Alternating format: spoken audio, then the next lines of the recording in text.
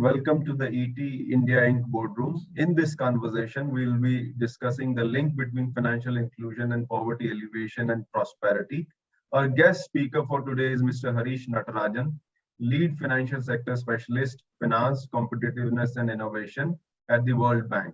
So we are going to discuss here financial inclusion and how it helps in poverty reduction and its wider implications. World over, financial inclusion is now being pursued as a major goal by countries, with governments giving a thirst to drive it as its key to inclusive and sustainable growth.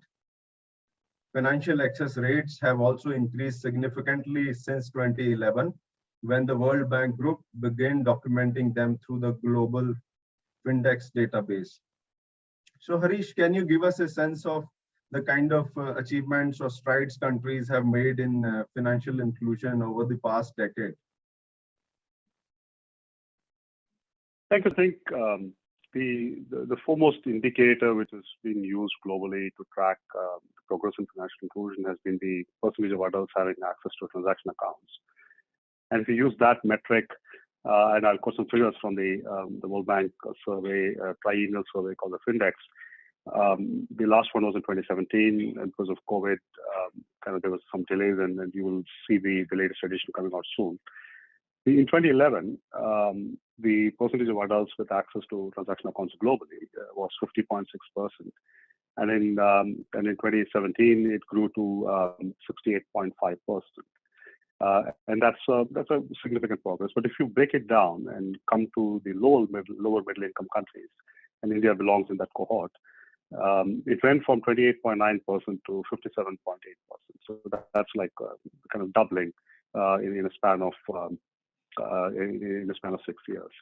So that is the kind of progress we have seen. And in the case of India itself, I think we have seen remarkable progress, in particular from 2014 to 2017, on the backdrop of a lot of initiatives, which I think we will talk about in the course of the discussion today.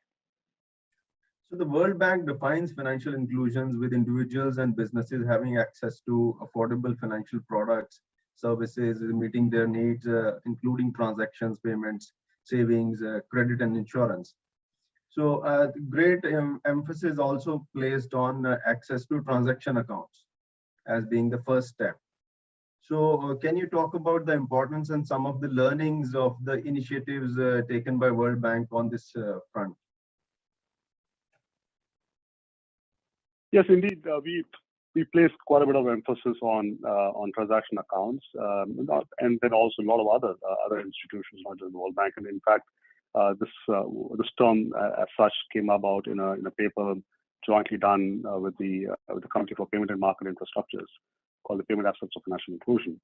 And essentially, the term is intended to convey that there could be many ways of getting access. It could be through traditional bank accounts, it could be through mobile money accounts, it could also be through other regulated financial institutions. I think each country has a different trajectory, and we wanted to recognize all of that, and that's why we in the committee and the members of the working group proposed this term. And the reason why there's a lot of emphasis placed on this is, in many ways, payment services, the ability to make necessary payments, and allowing an avenue for individuals and small businesses to be able to store value, I think is a building block of other financial services. So if you want to offer credit, the cost of disbursement, the cost of collection dramatically comes down if the recipient already has a transaction account. And similarly, for insurance products to collect the premiums, to pay out, etc., I think all of that becomes easier, that much more easier. And the point is, I think it's almost like coming into some kind of a group or a club, and if you have access to an account, then a lot of other services can be built on top of it. It could be bundled. Financial institutions and other actors have a way now to reach an individual and develop products and bundle. I think that is the reason why quite a bit of emphasis on transaction accounts. Of course, it is not to say that this should not be interpreted as saying the other parts are not important, but it's more about kind of in terms of prioritization, in terms of focusing. I think this is an area where I think in any effort spent here could have significant returns also on the broader financial inclusion. So I think that is the context. And in terms of the global experience in this space, I think specifically for transaction accounts, but I think this applies more generally to other financial services as well. I think there are, broadly speaking, three big issues here, which account for the lower penetration of financial services. First is, I think I would characterize it as the high cost to serve certain customer segments. And this could, and then the second factor is the high cost to access some of these some financial services by some customer segments. And the third one, which is very often not appreciated much, is basically the lack of motivation or the lack of value which the end users will see in getting access to financial services. Of course, everybody would appreciate access to credit and so on to further their lives and so on. But in terms of whether to get it from regulated institutions or to get it as a formal product, I think that is where I think there could be lack of appreciation of the benefits of doing it that way. And there are a number of reasons which account for these three, right? Some of it is to do with the cost of compliance processes. Some of it is to do with the market structure, the competition aspects, the motivation of the incumbents to reach a segment which has a number of structural issues, and they might not be able to do it themselves, so there might be a need for some kind of a collaborative action required. And then there are also issues related to what does a person do if it has an account, no? And kind of how is it offered to them, how is it marketed to them, how is it positioned for them, and how do they interact with it, right? And all of this have a bearing on the last bucket which I mentioned. So I think globally there have been efforts on all three fronts. I think more success on the first two, and here we have seen some reforms related to kind of creating some form of basic accounts under the broader category of transaction accounts, either be it in the form of banks with very specific characteristics which lower the cost for the end users to access. So it could be removal of the balance requirement and removal of any fixed fees. There could be fees for usage, but reduce the fees for you almost lower, make it zero in terms of maintaining an account. And then the entry of new business models, new players into the market. And I say new business models or new players because incumbents themselves could also wait.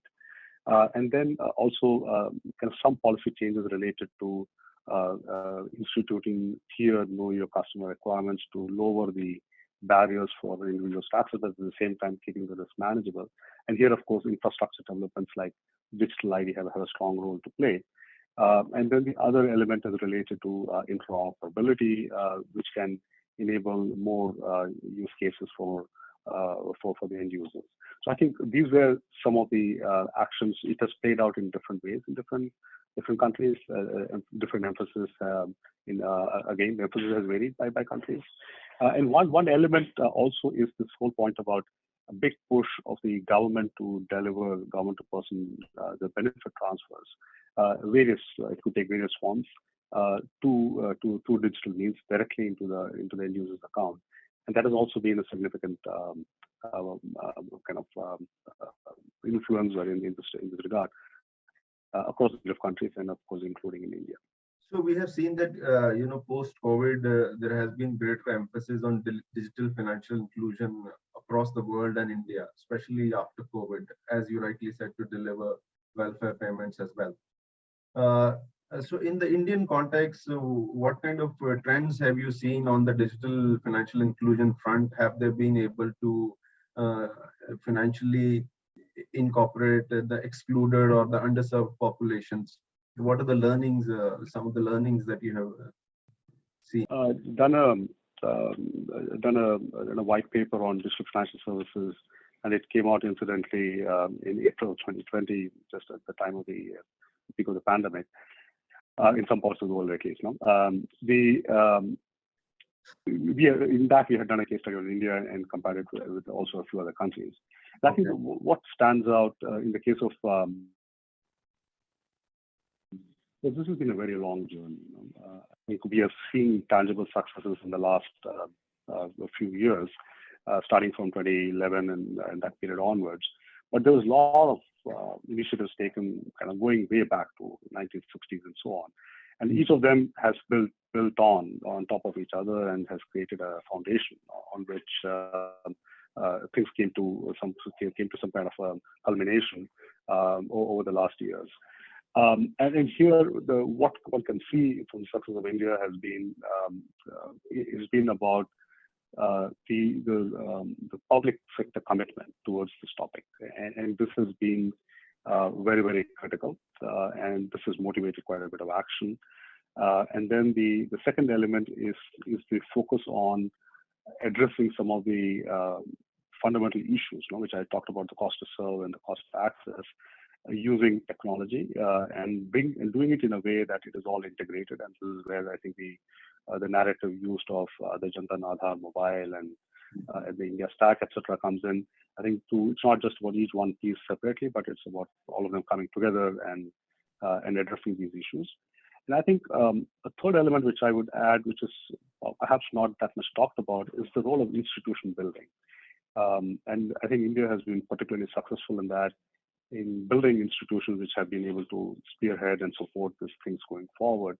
And here I would specifically call out the National Payments Corporation of India, the UIDAI, and all of these are institutions which have now become kind of they have become platforms in a way almost, which are able to advance and think about further innovations. And it is the government itself cannot do it. The private sector, one institution itself cannot do it. So I think things have to come. Everybody has to come together, and this institution building has really helped in focusing attention and harnessing the capabilities of each institution. And then the other point I would like to also note, and I was mentioning that there's a long history of reforms in this area. I think there were some initiatives, for example, going back several decades, where the RBI over a period of time focused on modernization of the banking sector in terms of IT investments and core banking systems and so on. And I think that has really also established a foundation on which it was easy then to, when other issues got resolved, to introduce and expand access. So way back in early 2000s, starting from 1990s, there was progressively mandates on banks implementing core banking and going down to the level of the rural, regional rural banks. And I think that has really set the foundation. If that was not done, one cannot think about these banks now being able to offer the digital financial services which we are seeing. So I think these are all factors. And then the last point, and as we talked about a little bit on that already, is this whole government-to-person payment program, social benefit transfers, not just that, but also civil servant salaries, the conversion of some of the implicit subsidies into cash transfers. So all of that has created some kind of a pull factor to recipients to open accounts for them to receive these benefit transfers, and combining this with all the other infrastructure developments which I mentioned earlier, I think also led to some kind of transformative movement when all the reforms done over the years could basically lead to a rapid transformation. So that would be the way I would characterize the India story. So I think apart from the government and the RBI driving and putting the foundations for financial inclusion, the public-private partnership and also the technological disruptions and innovations in this space have also improved the financial inclusion rates in India. For example, between 2017 and 2021, in the 4 years, if you study the RBI Financial Inclusion Index, it is increased by 24%, the financial inclusion during that period. So from that vantage point, what does it mean for poverty reduction and alleviation in India? And do you see a correlation between financial inclusion and prosperity in general? Just to add on to the point I was making earlier, of course, I was emphasizing the public sector role very clearly. The private sector has a key role to play in this space, and they have already played in the context of India. And that's what I was mentioning about this institution building. I think that really helps in in focusing attention and building common infrastructure on which the private sector can then develop products and services. I think the link with poverty reduction and prosperity, I think there is clearly a link. Various researchers have shown very strong correlation between advances in financial inclusion and indicators of social welfare. I think there has been strong correlation which various studies have shown. I think purely speaking from the perspective of transaction accounts, I think the linkage is basically more around that it makes it easier for individuals to conduct their economic lives, economic and social lives, and that has an implication on prosperity and poverty reduction. It also improves their resiliency because then they are able to use that to access other services like insurance, etc., to build to manage the risks and improve resiliency. And then I think importantly now at this juncture when there's quite a bit of new technology and new business models evolving, I think with greater increase in usage of payments, it builds some kind of pattern. No, it can provide some kind of a record of the individuals and businesses and the small businesses economic interactions, which could substitute in some way for other traditional forms of creditworthiness assessments, which many of the segments which are currently excluded have a challenge in showing the source of income, the proof of income, and then also their reliability, in terms of that they are reliable in terms of repaying, etc. Right. So I think that's difficult to measure for some segments, and greater increase of usage of digital payments does build data trails which can serve as an alternative. Of course, there are a whole range of issues and these risks which can come with this, but if they are mitigated, I think this can be a solid foundation. And there is some early experience in the space where it is showing that this data trail can help in improving access to credit and improving the ability of MSMEs to grow their business. And in some sense, as I was mentioning earlier, that one way to look at it, all of this is to see that you are entering some kind of a group or a club, and then once you enter, you get some benefits. So I think one can see that small businesses which became part of e-commerce platforms and had access to digital payment services, then started getting other support from the e-commerce platforms in the form of support for branding, support for promotions, support for growing their business in the form of credit. So I think those are the pathways through which greater financial inclusion can help in reducing poverty, improving prosperity, and building resilience. So one of the key drivers of financial inclusion in India has been the Pradhan Mantri Jan Dhan Yojana accounts. We have about 42.5 crores of accounts now, and more than 50% of which are being women. But one of the challenges being seen there is the account dormancy due to the infrequent usage. Maybe the people didn't have prior banking experience. So to address that, would you propose or suggest any measures or investments to have this scheme achieve its full potential? Clearly, the PMJDY did have a very strong impact in terms of access, growth in access. And I think this is where I was mentioning earlier, there are these three challenges. So the first two, the cost to serve and cost to access, I think if you address them, you can give access. No? But the third element in terms of the lack of motivation to use and lack of appreciation of the benefits, I think you need to address that squarely to build more usage. And I think this is a lot more difficult thing to do because that requires quite a bit of customization, tailoring the product to the context of the end users, and to some extent it might have to be localized initiatives. It cannot be like pan-India initiatives, which the first two set of issues could be addressed through some kind of macro reforms and macro initiatives. But the last one is more micro, right? And one has to work at the their local context and individual user groups and things like that. So I think here the focus has to be on understanding the economic lives of people and how do they and how does having access to an account, how will that fit into that?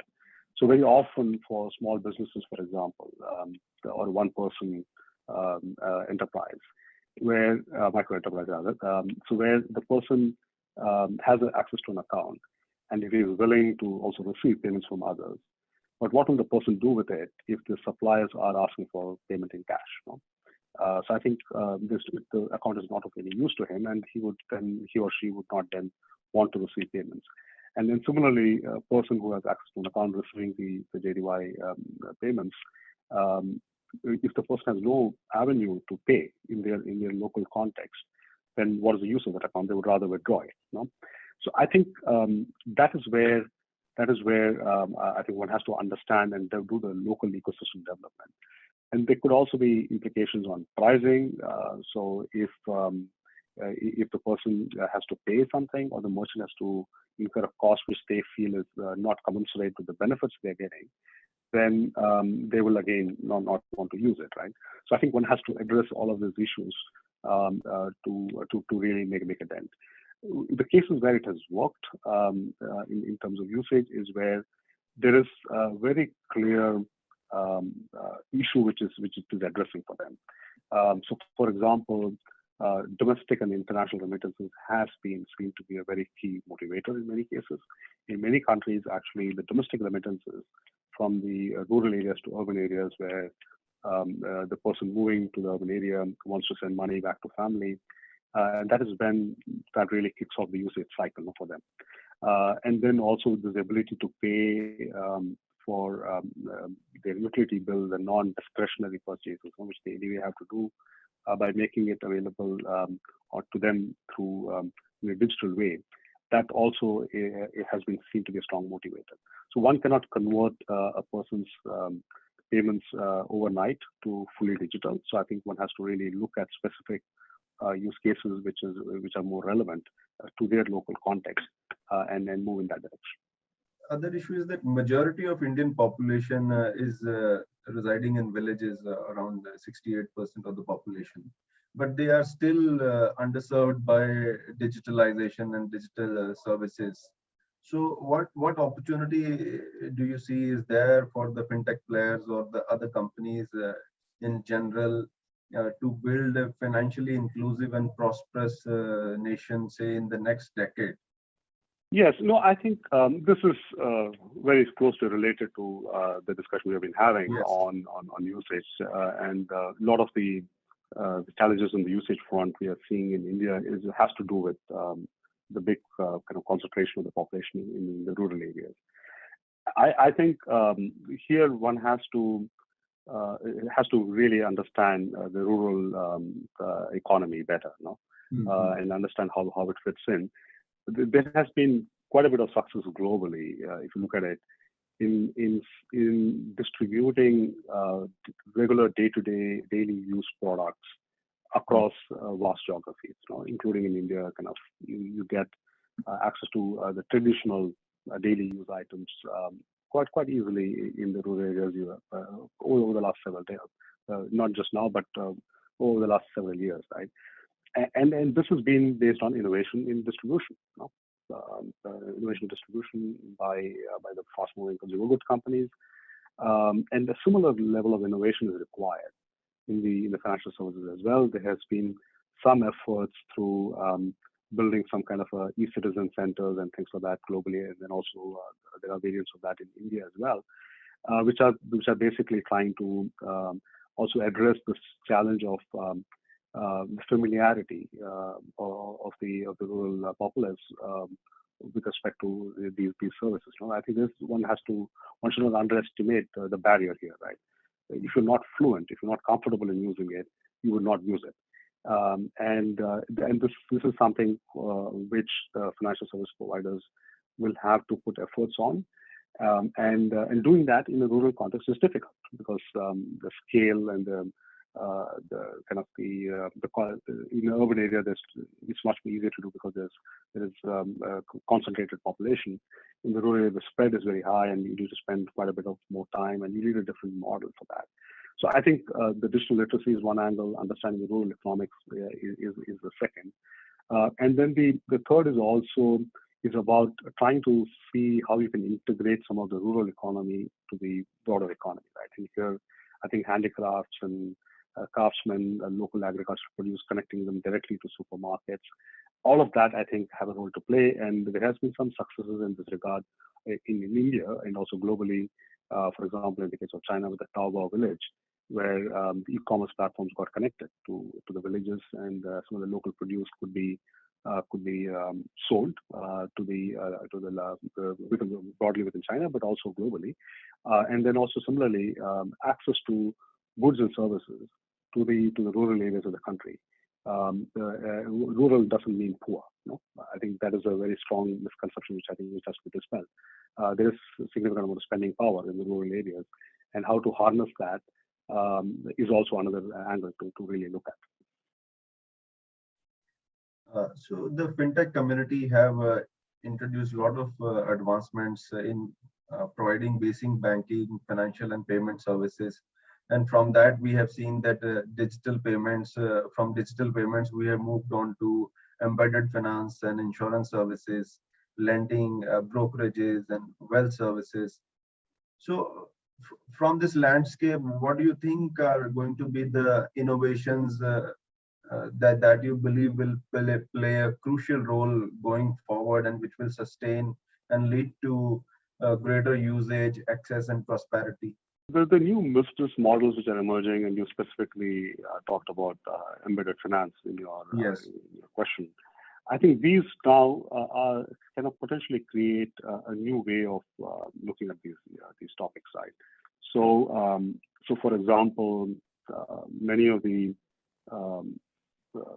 kind of the small businesses, shops, and then also the small producers in the rural areas, they are part of a distribution chain. And their interactions with the distribution chain is currently it doesn't take advantage of financial services in a significant way. So how to embed the financial services into these existing commercial relationships, I think, is a pathway to explore. The second is, I think there's a very strong movement in India with the self-help groups and cooperatives and so on. How can those be tapped? Is another angle to explore. And then the third point is about there's strong focus globally and then also in India to improve the service delivery, the government service delivery in the rural areas. I'm not talking just about social benefit transfer, but I'm also talking about education, health, and all the other government services as well. And how do we kind of tap onto that drive from the government and integrate that with the financial services as well. So I think these are some of the things which I think could be relevant in this context. Harish, around $200 billion worth of welfare payments have been transferred through the DBT system by the government in the last 3 years combined. So do you think there is potential to expand the DBT system further, or any need for improvements there? I think the growth in the DBT system, of course, has to be aligned with the development of the social protection strategy of the government, right?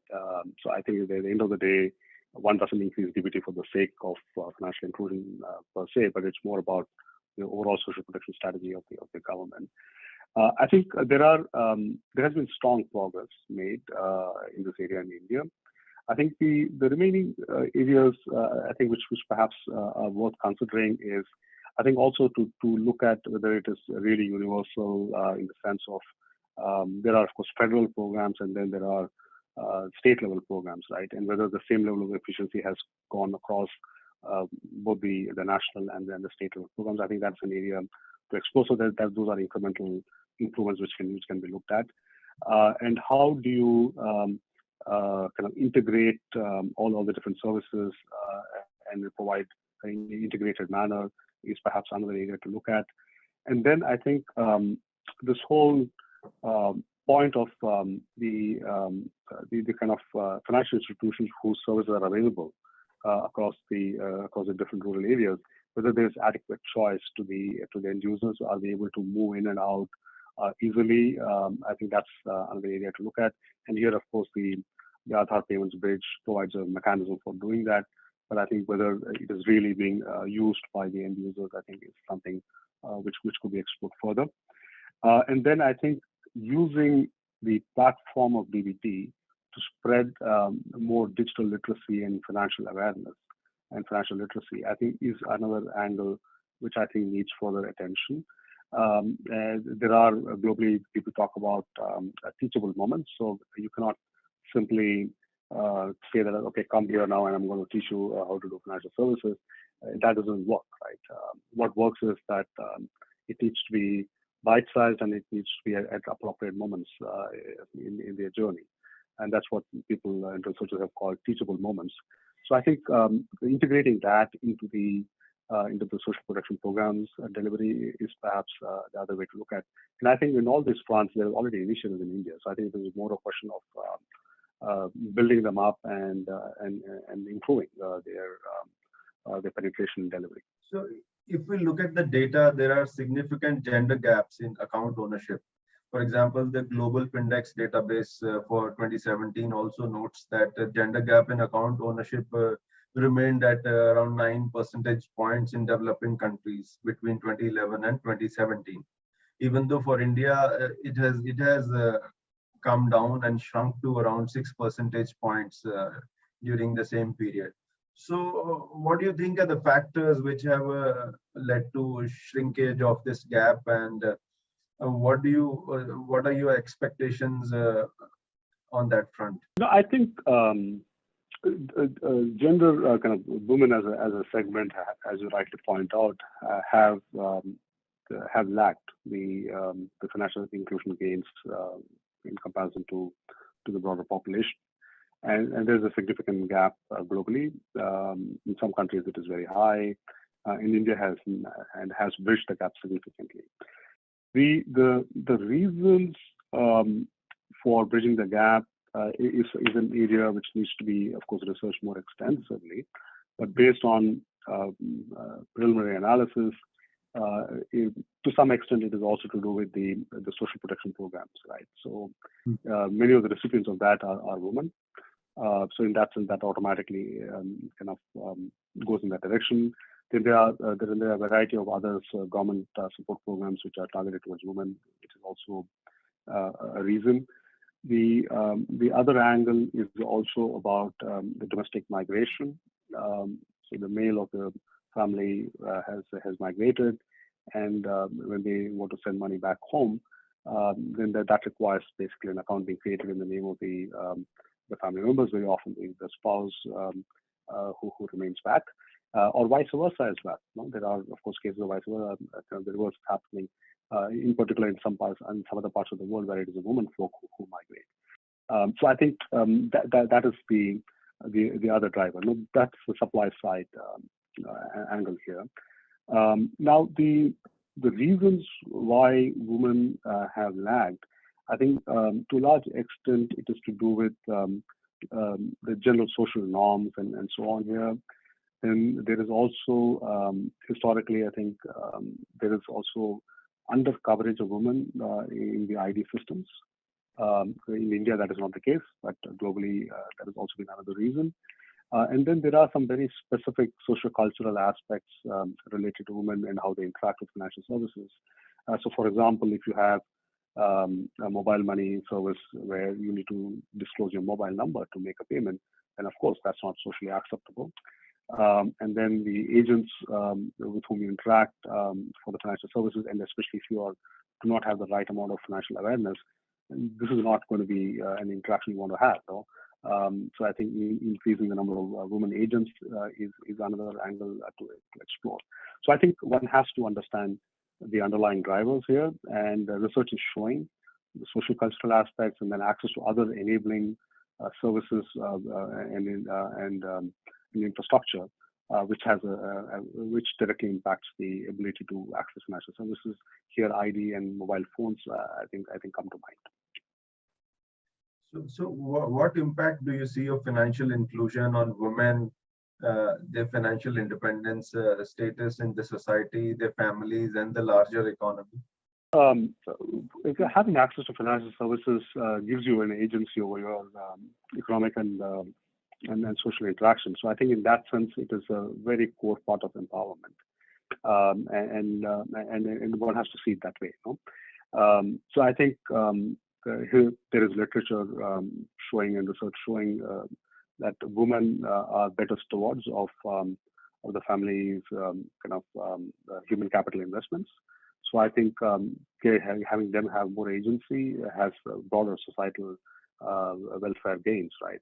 So I think that is the angle one has to look at. It's a core part of the empowering women and ensuring equitable access. So one of the areas where the government is working on is the digital rupee or the digital currency, which is being proposed. And the other area on the merchant side is the open network digital commerce, or the ONDC. So do you think these initiatives being proposed can be useful in the space of financial inclusion for people and say micro entrepreneurs or small enterprises? I'll talk about the open data network first, and then I'll come to the central bank digital currency discussion. I think on the open data network, as I was mentioning earlier, I think the data trails which accompany payment interactions, payment transactions, are valuable, right? And are valuable in unlocking access to credit. So I think the open data network goes in that direction, and it makes it much more easier to harness that data. So in that regard, I do see open data network being a strong enabler going forward for advancing access to finance for the MSMEs and also individuals. Of course, as I said earlier, there are a number of issues which come with this, a number of risks related to data protection and privacy, which has to be, of course, safeguarded. And the way India has looked at it in the form of an institutionalized arrangement for this under proper regulation, I think are all the right safeguards. Now, with respect to the central bank digital currency, I think it is a very new area. And there's not been much research on the actual tangible impact. So at this point, it is anything I say and anything anybody says is all theoretical and expectations rather than based on lived experience. And here, based on some analysis we have done, we have come to the conclusion that central bank digital currency by itself is not a panacea to address financial inclusion. And it has to be accompanied by various other reforms. And many of those reforms have already been done in India. You know? So in that sense, there's a foundation on which central bank digital currencies can potentially contribute to advancing financial inclusion. But one also has to compare it with the other efforts which have already been made with respect to all the basic accounts, the UPI programs, the QR codes, and all of that. And what does CBDC mean in that context? No, one has to really evaluate. There could be some unique capabilities which could come with central bank digital currency, potentially in the offline payments domain, where currently, of course, all the digital payment mechanisms require availability of telecom network, and a good quality telecom network, in particular for some types of services.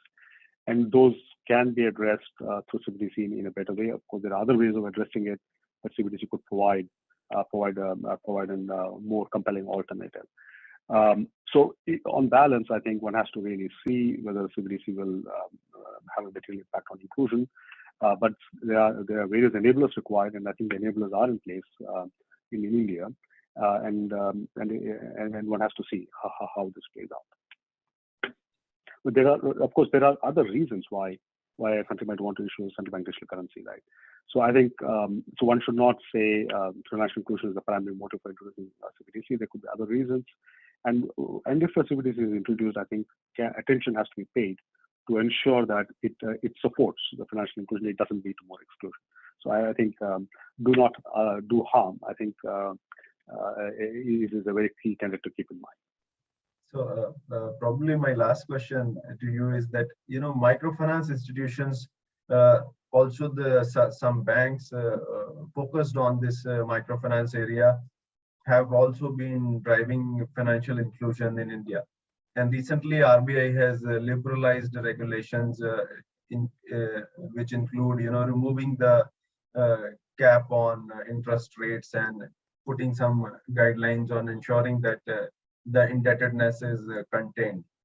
So how do you see that space in terms of achieving this objective of financial inclusion while also being commercially sort of efficient? Let me add a caveat that this is not an area which I have looked at as part of my work. But in general, I think what is very clear globally is that there is a clear role for different business models, right? And different customer segments need different kind of products and different kind of services, and offered in a way which is takes into account the context. So I think in that context, I think microfinance has a clear role to play. And at the same time, this is a segment which has to be commercially viable, and it has to take into account the consumer protection aspects and so on. So I think I would leave it at that, and of course I can direct you to some other colleagues in the institution who can talk more cogently on this. I think we are more or less done. Thank you very much. Unless you want to speak on anything else you think is relevant for India in this context, which probably will. No, I think. No, I think we covered a lot of ground, and I think all the questions and points you raised are all the right ones. And I think India is at an incredible moment, on the financial inclusion point. I think there's been significant progress made, and a platform has been established on which now further gains can be made. Okay. Thank you, Harish. Thank you so much for tuning into ET India Inc. Boardroom. Stay tuned for more.